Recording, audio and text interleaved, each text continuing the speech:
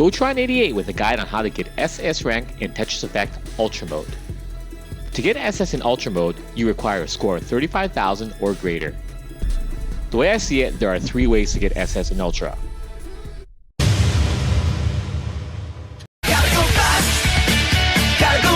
Nothing fancy here, you'll just need to Tetris really fast. I'd say about 100 lines worth, so 25 Tetrises in total over a 3-minute span. So by my math, that's like a Tetris every 7 seconds, which is about the same pace needed to get SS rank in Sprint. Actually, the next video I'm making is tips to get SS in Sprint, so make sure you subscribe so you're notified when that video comes out. Also, like this video if it's helpful, and let me know in the comments if this helped you get your SS rank. But for now, here are some basic tips to get you started. As you can see in this video, I simply stuck with a 9-0 build, i.e. building Tetris well out in the far right side on row 10. You may hear from others that 6-3, i.e. building your well on column 7 of 10 is more efficient. But in my opinion, that only matters if you're chasing the higher ranks on Sprint scoreboard where milliseconds matter, because it really puts a focus on finesse, i.e. minimizing button presses as much as possible. But that's not really necessary if you're just chasing SS in Ultra or even Sprint. Mind you, finesse is also important for 9-0, but the margins aren't as razor thin, and I find that 9-0 is much more intuitive to build, whereas 6-3 requires a ton of practice and muscle memory. Regardless, finesse is still pretty important if you're trying to cram 25 Tetrises into 3 minutes. With finesse, the goal is to get your pieces into position as quickly as possible with 2 button presses or less. This means minimizing the amount of times you rotate a piece by learning to rotate both clockwise and counterclockwise, because hitting the button 3 times to rotate a piece into one position is much slower than rotating it at once in the other direction. In fact, it's preferable if you can avoid rotating a piece at all.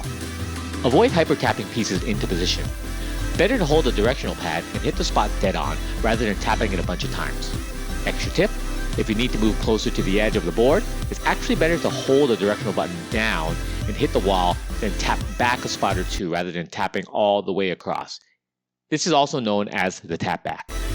Other tips for staying efficient and maximizing your score include hard dropping as much as possible, and avoid overhang, spins, and tucks. Spins and tucks just eat away at your time due to soft dropping and are not necessary.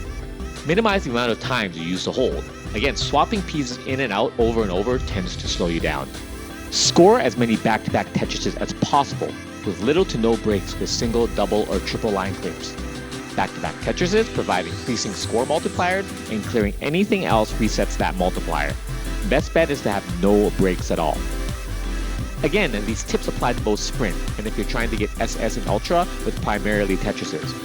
There's a few other tips and tricks for Sprint, but I'll leave that for my next video. Anyway, all of this is to say that you can get SS rank with only Tetrises and no T-spins, but you gotta go fast.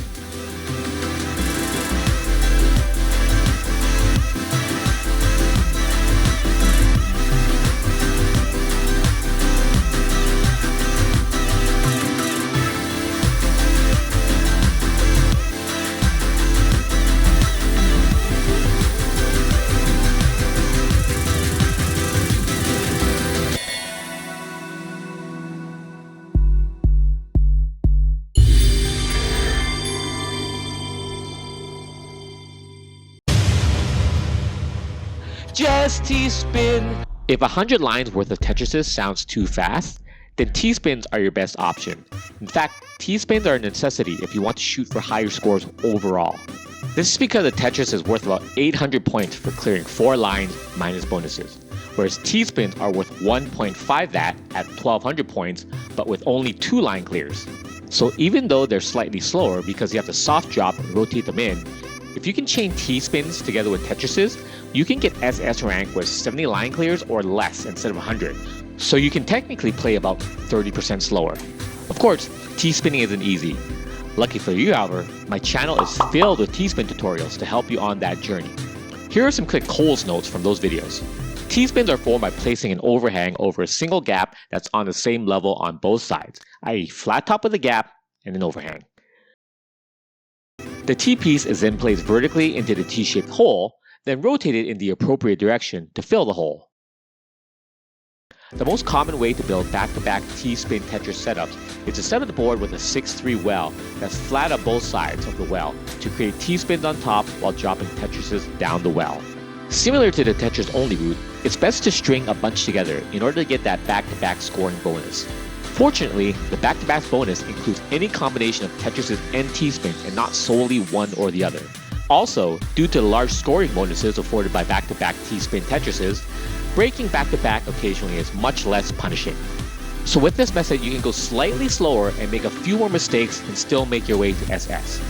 Of course, the main issue with this method is you need to be able to build T-spins on the fly, which takes a lot of practice and repetition to build that T-spin vision.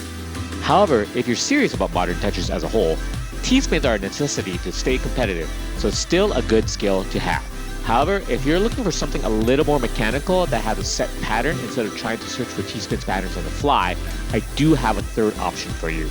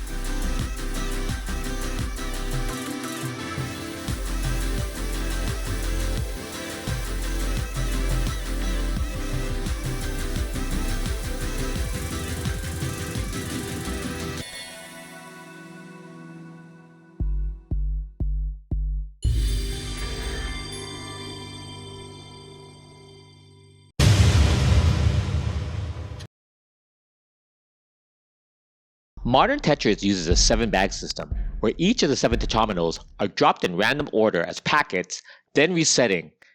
This gives a certain level of predictability, which allows for specific build patterns. It's not perfect, but enough that you can potentially build set patterns for the entirety of a game. One of these patterns is called ST stacking, in which you can run back-to-back Tetris T-spins for the entire 3 minutes.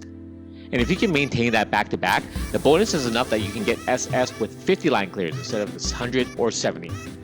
Though to be fair, it's technically possible to do this with Freestyle as well.